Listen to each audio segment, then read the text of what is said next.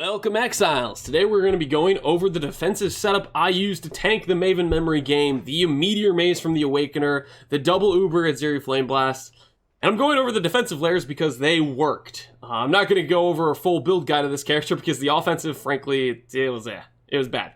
It didn't feel good. I don't recommend it. I didn't enjoy it. And to start off with defensive layers, we use Transcendence. A lot of you may already know this. This is probably, in my opinion, the most powerful keystone in the game. I personally think it deserves a nerf. It's broken. It's really strong. What it does is it makes you able to mitigate damage for the elemental damage types with your armor. And the reason this is broken is because elemental damage is already something that you have 70% all res for, or 70% resistance for, 75% resistance for. And what this means is your fizz damage can mitigate 90% of that 30% left over. Effectively meaning you can mitigate damage up to 97%, 98%, 99% if you get 80 all res, 90 all res. It's busted. This is the most busted setup for this is probably Armour Stacking still, obviously. But you can take advantage of it as a Pathfinder. I did last league. You can take advantage of it as a Juggernaut. I took advantage of it as a Chieftain today, or not today, over the past week, basically. Now I'm having the chance to go over it. So Transcendence, that's one key part of the build, and it's broken, and I'll go over where we're getting armor for Transcendence as well. Next up is Veteran's Awareness. This keystone is one that I don't really think people have used. People have written it off in Delirium. I wrote it off myself, and then after using it, I have to say writing it off was a mistake, because this thing feels very good. It is very strong. Any build that uses a guard skill with any heavy amount of uptime, which isn't hard to get. Keep in mind, I have 5 passives invested in my tree. I have 1, 2 here, and I have 3, 4, 5 here. And I think I get a little bit of cooldown recovery rate here. If you're a build that uses, say, Arcane Cloak, which is a lot of you, not necessarily a lot of you, but a lot of builds are using Arcane Cloak, and Mind Over Matter, and Archmage, all that stuff is very overpowered right now, very in. You could very easily stick in Veteran's Awareness. Now, why would you do that? For example, my Molten Shell lasts 8 seconds. I believe Arcane Cloak has a base duration of 4 or 3 seconds. If it's 3 seconds, then it's like Molten Shell, and you could probably get it to about the range of 8 seconds.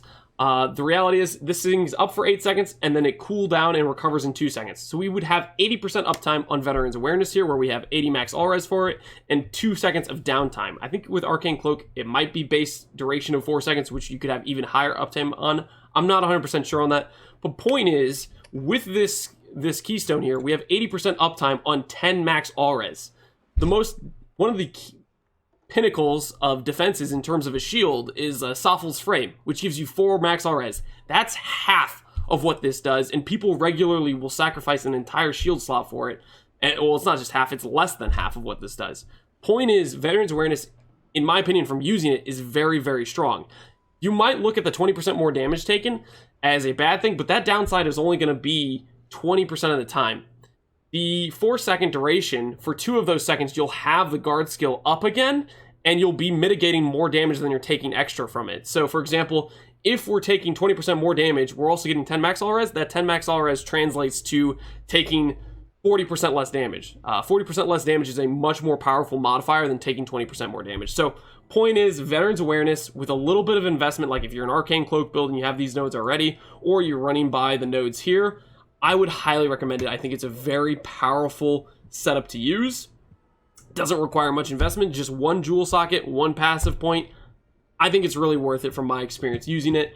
It's very, very strong. And then all you need to do is have some links like Increased Duration and Second Wind, and you'll have very good uptime on your Molten Shell, or your Arcane Cloak, or even doing like Steel Skin or Immortal Call, or some other guard skill. If you can get it to decent uptime, I think it's A+. I think it's very, very strong to use. So that's our second defensive mechanic. The third defensive mechanic we do is taking physical damage as an element. Getting a Watcher's Eye with 2 of these stats can roughly run you about 1 to 2x currently in the league. They're not too expensive.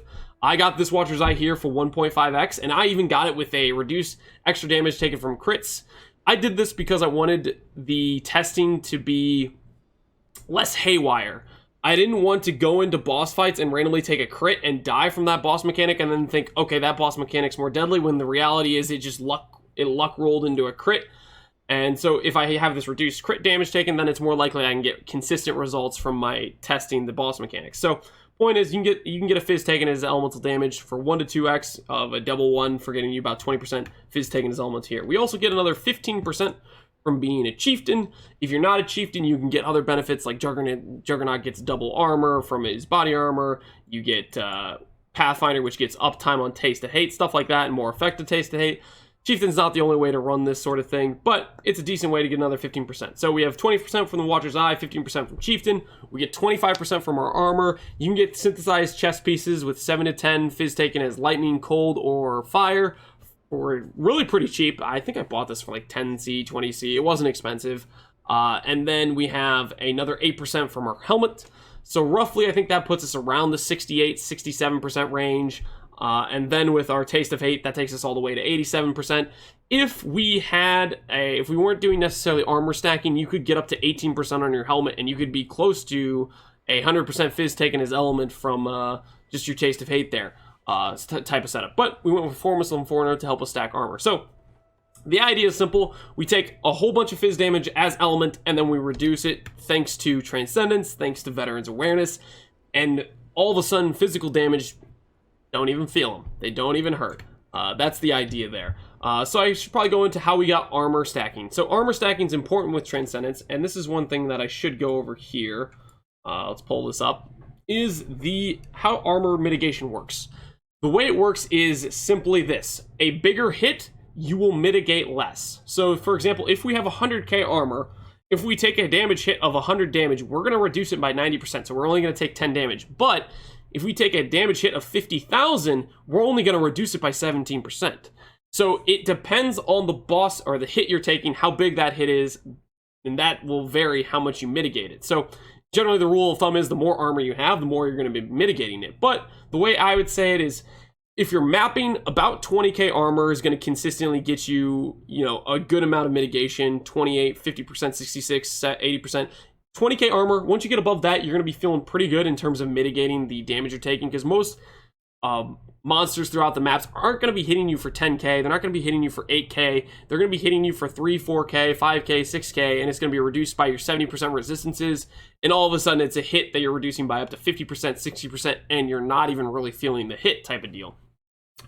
Once you get into boss hits, however, like the Maven Memory game, like the double Uber at Zeri Flameblast, the heavier the hit is elemental-wise, the more armor you're going to need. In our build, we get about 100, 150k armor, and that still mitigates those hits pretty well, but obviously if you take that armor number higher and higher, the more it's going to be able to mitigate those heavy elemental hits. So that's a quick run over on, the importance of armor stacking with Transcendence and how that mitigates the damage.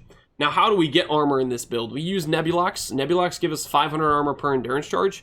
We get 10 endurance charges because we have +2 from our rings and +1 from our boots, +1 from our ascendancy, and then the 3 on the tree. So we get about 10 endurance charges, which means we get 5,000 armor here, 5,000 armor here, and then on top of that extra armor, we also have Formless Inferno, which makes us get armor based on our uncapped fire res. So if we have about 370 res, we have about 300% fire res over our fire res cap.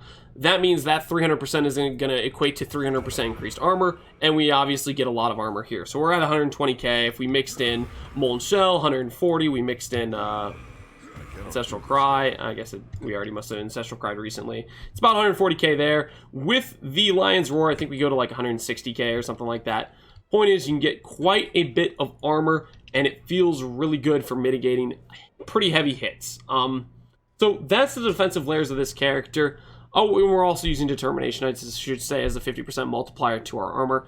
But anyway, so that's the defensive layers of the character. Offensively, we were using General's Cry, or not General's Cry. We originally were using General's Cry with Shield Charge, and that just felt really bad. And then I wanted to basically still not have to respec my character, so I just switched it over into Warcry Slams, which I hate Warcry Slams, so I don't know why I did that to myself. But sometimes you make mistakes.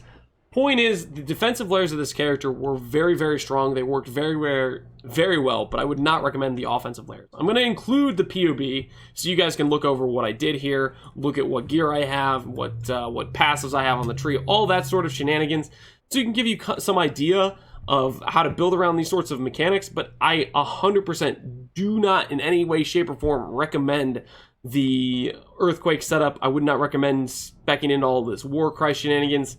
The way I did it was the wrong way to do it. Do not do what I did here. You will not have a good time. Or maybe you will have a good time. But I don't think you will. So please don't do it. I'm just trying to defend you from the mistakes I made. But the reality is this sort of gearing isn't too expensive. Like Nebulox are 10, 20 C items. They're not expensive. Formless Inferno's a couple C item. Calm's Ways are 10 C items, you know. The Ol's Uprising, Determination Reserves No Mana, that was a 1x item. Our belt was expensive because that's from a Righteous Fire build, but you don't need a belt like this. You can get by with just a belt with life on it. The reality is if we have 4,500 life, we're still tanking a double Uber Zeri Flame Blast. It's not going to change whether or not we tank the heavy hit or not. And then Endurance Charge boots, about 20 C. These gloves were made for the Shield Charge version of this build, and I don't know if they're even helping me at this point because I don't know how dual wielding works with the reduced attack damage versus increased attack damage with main hand offhand shenanigans. I don't know how that all works together. Not sure if they're helping me or not. I just didn't want to recraft gloves. So that is the defensive layers of this build. Hopefully I explained those well and why they're effective. And I hope you guys enjoyed the video. Maybe learned something new. Maybe found something that you're going to try mixing into your own character. And as always, I hope you guys have an excellent rest of your days. Peace out, guys. Have a good one.